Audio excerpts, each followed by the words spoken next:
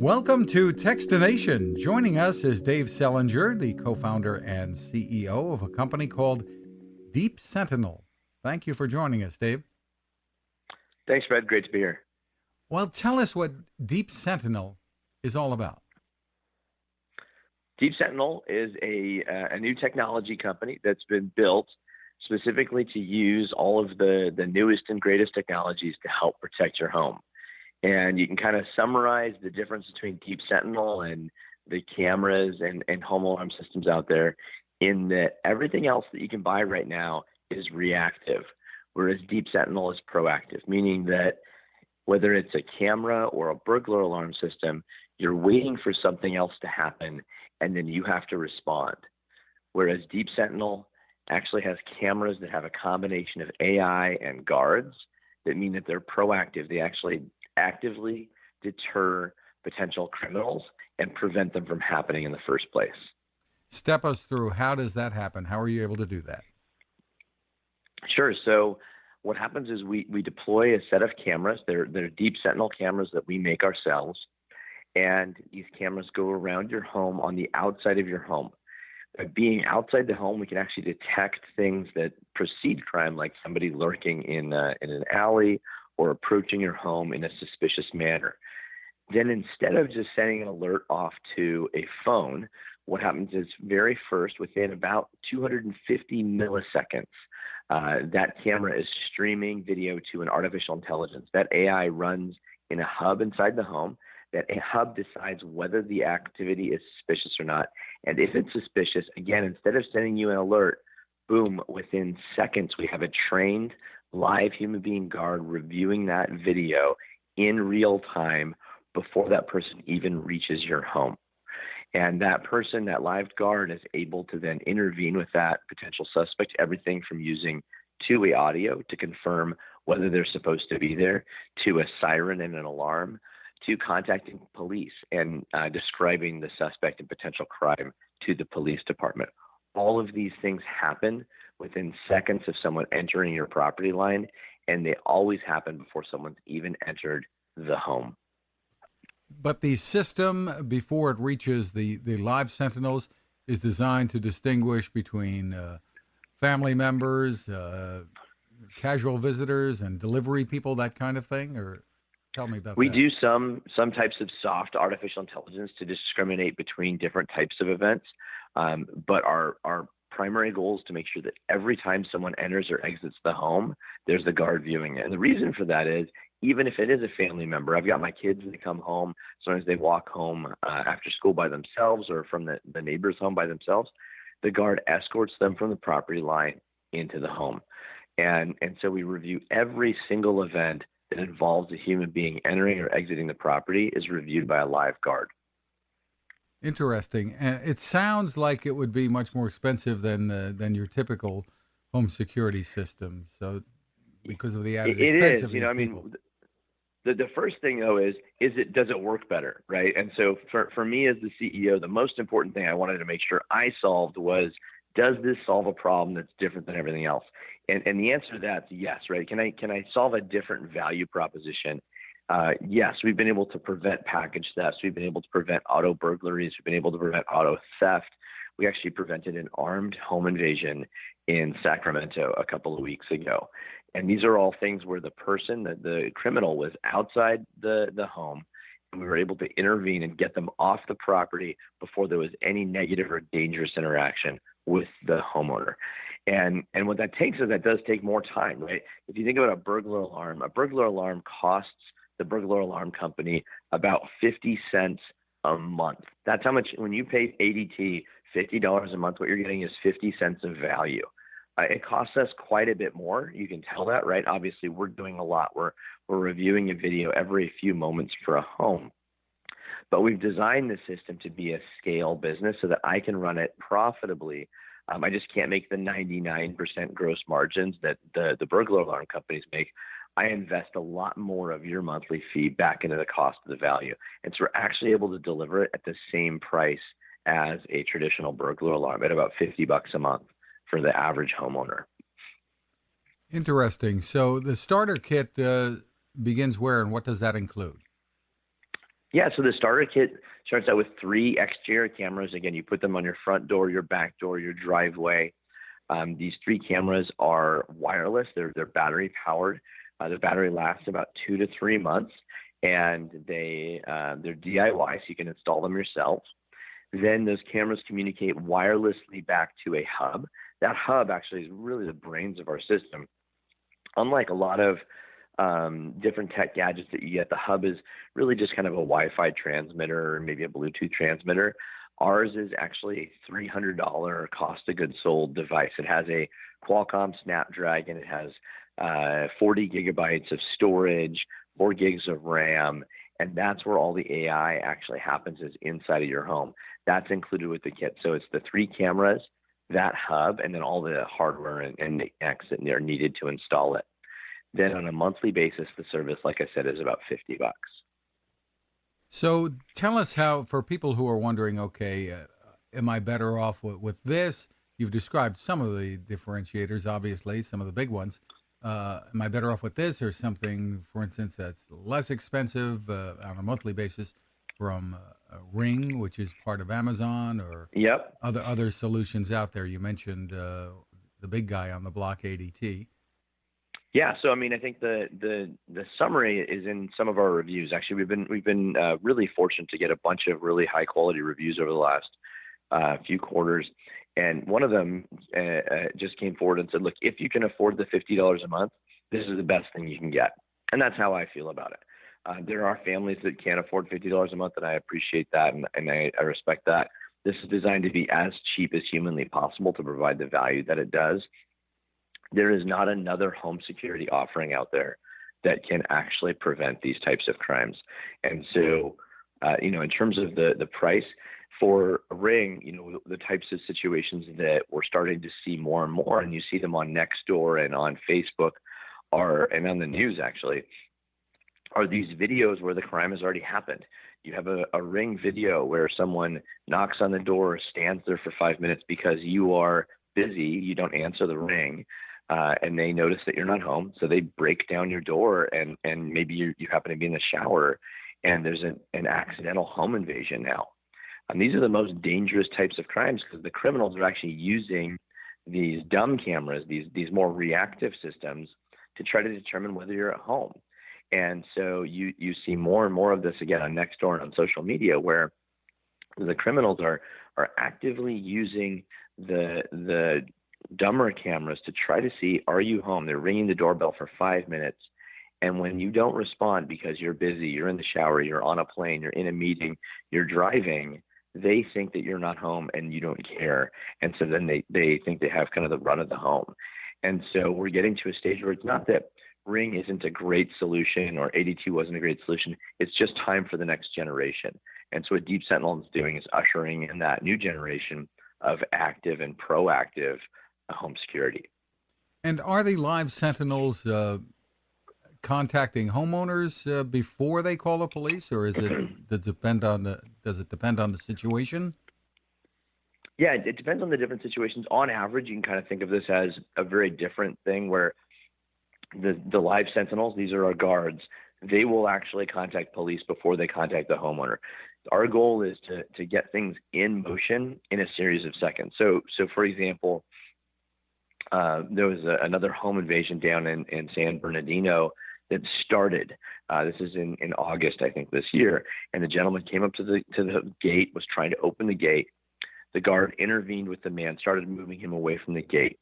Within 10 seconds of the man entering the property, we'd intervened with him. Within 25 seconds of him entering the property, we got him to start leaving the property. And within 5 seconds of that, we'd contacted the police and the homeowners. So unlike a traditional alarm or a camera, because by the time we move into motion, we're confident we've interacted with this person. They haven't claimed to be the homeowner. They haven't provided any verification that they are the homeowner. We're sure that this is a crime. And so we move way rapidly to contact both the homeowner and the police in concert. And then you actually brought up another good point, which is that because we know that this is a specific suspect performing a specific suspicious behavior, it's a white male, 6'2", medium build, trying to break down a door. when we call the police, that's the type of description we offer. We don't say, hey, I've got a motion sensor in the living room. I don't really know what it is. It's probably a cat. Could you mind sending one of your valuable officers to go check out what's probably a cat? 99% of the calls from ADT and other alarm companies are false alarms to police departments. 99%. That's verified in LA County. That's verified in Georgia, in the state of Washington. They are very difficult calls for police departments to prioritize because they want to respond to these things. But if you knew something was a 99% false alarm, would you really step on the gas and lay into it? Probably not. And that's what we're seeing across the country. And instead, Deep Sentinel provides a very different message. I'm providing a verified call for service to a police department. I'm describing the suspect and the crime. And that's a very different type of situation with every police department in the country. How do you get your guards, the Sentinels here, the live Sentinels? Are they distributed around the country? Are they in one central location, or how does this work? Yeah, so I'll tell you, Fred, that has been one of the hard parts of this business. I mean, we've got our own hardware, we've got our own AI, we've got our own mobile app, and we also have our own service. What we found was, in a lot of the security industry, people outsource things, right? So if you are working with ADT or another home security company, it's very likely that the people that are monitoring your home are not employees of that company, and they may or may not even know who you are really. And we just really didn't like that model. Secondly, we realized that no one else had built the skill set for reviewing video. The only other people that get video reviewed home security are billionaires. They're celebrities. This is something that has really only existed for the incredibly elite in America. And so we had to build this from scratch. We had to build our own training program. We had to build our own protocols. We had to design our own software to do this. Everything that our live Sentinels touch and do and interact with are our own. Now, there are employees. We have them in a secure location, and we're looking to broaden those locations throughout the U.S. So these aren't people working out of their homes and things. This is in a central location. No, it's a very controlled environment. We actually instrument and we measure how quickly they respond to things, how many events they're reviewing per minute, whether they're clicking on them, whether they're doing a deeper investigation on them. Everything is highly controlled in terms of the Deep Sentinel security environment. And some, at least, or many, have a law enforcement background? Yeah, that's it. It's interesting. We have kind of a split between folks that have a security background, a law enforcement background.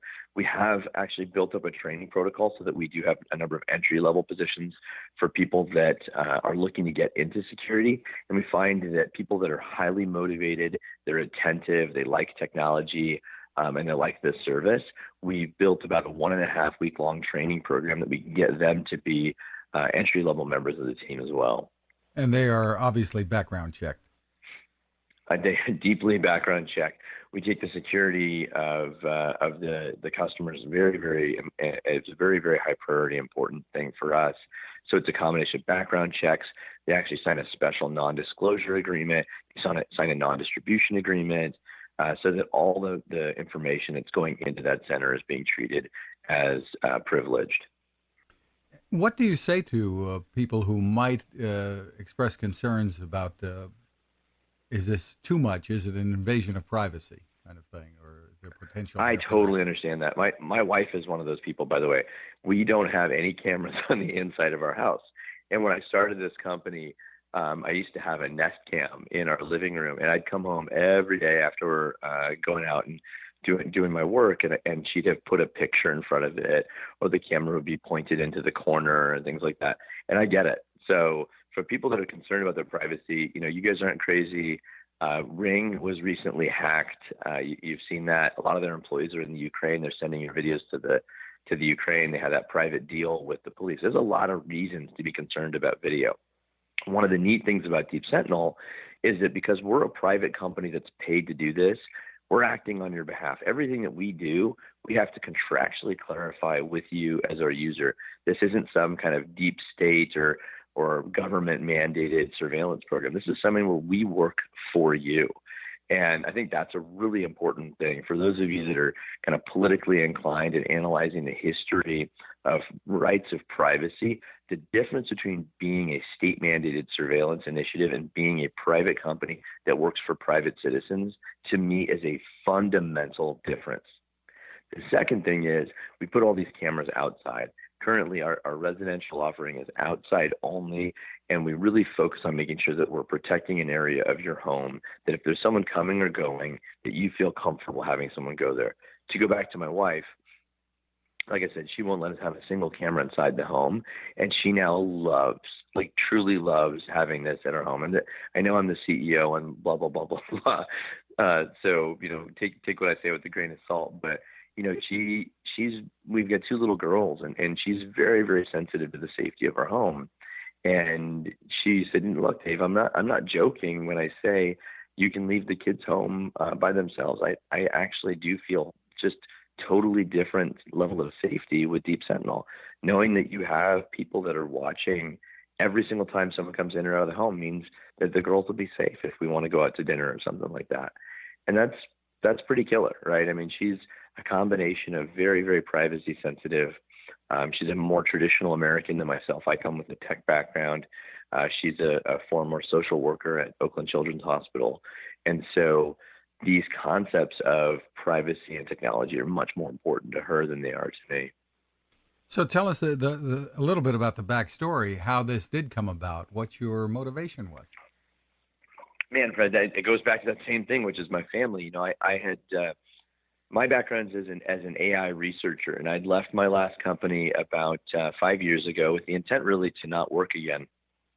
And I started getting into AI a little bit again. And man, what an amazing time to do that, because in the 25 years that I have been researching AI, the last 5 years has been literally like landing in the middle of the Renaissance. It has seen a transition in the technologies that are available for AI that are mind-boggling. They're at the center of what allows Facebook to be able to identify the faces of your friends and things like that. It's literally the largest change in the underlying technology for AI that we have seen in over 50 years. And that's all happened in the last 5 years. So I stumbled into that. And simultaneously, I had that personal problem that happens to an entrepreneur. And mine starts with my family, which is that we had a neighbor about half a mile away who was held inside of her home at gunpoint. And she has an alarm. She has this really expensive camera system. I mean, literally thousands of dollars of cameras around her home. And she was still held at gunpoint in her home. And I called our chief of police and I said, "Hey man, what gives here? Is there no power in the systems that currently exist? She has the state of the art that every homeowner could have." And he said, "Dave, think about it. They're just cameras. What are they doing? They're recording. Recording cameras don't prevent someone from doing something." And her alarm wasn't set. Just like most Americans that have an alarm system, it's not set. And so I started working with our police department to understand what would actually prevent that from happening. How could I build a home security system that protects the thing that it's supposed to protect? And I started learning about celebrity level video surveillance, that there are these services that cost tens of thousands of dollars a month. Literally, I believe Mark Zuckerberg spends about $100,000 a month on video surveillance. And those video surveillance do exactly what I'm talking about. They're able to be real time. They're able to be proactive. They're able to engage law enforcement much more quickly.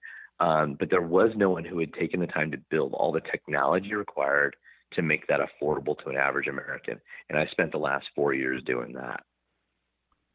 Sounds terrific. Where can people go for more information and perhaps to sign up?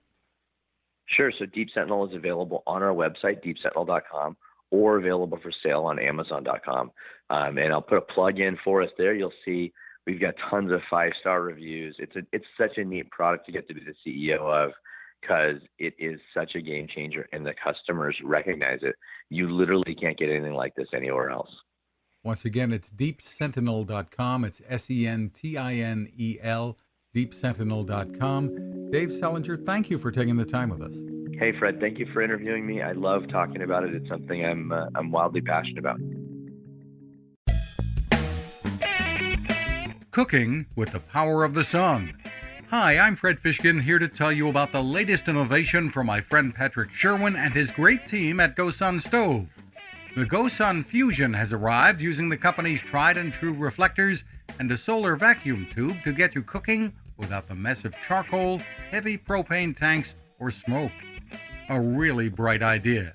And with an optional solar panel and battery storage and the ability to plug in at home or on the road, you really can use the GoSun Fusion to cook anytime and anywhere, day or night, rain or shine. I love what Patrick and his team are doing, and so will you. Want to learn more? Head to gosun.co to check out all of the company's products and innovations, and use the code Techstination to save 10%. That's gosun.co.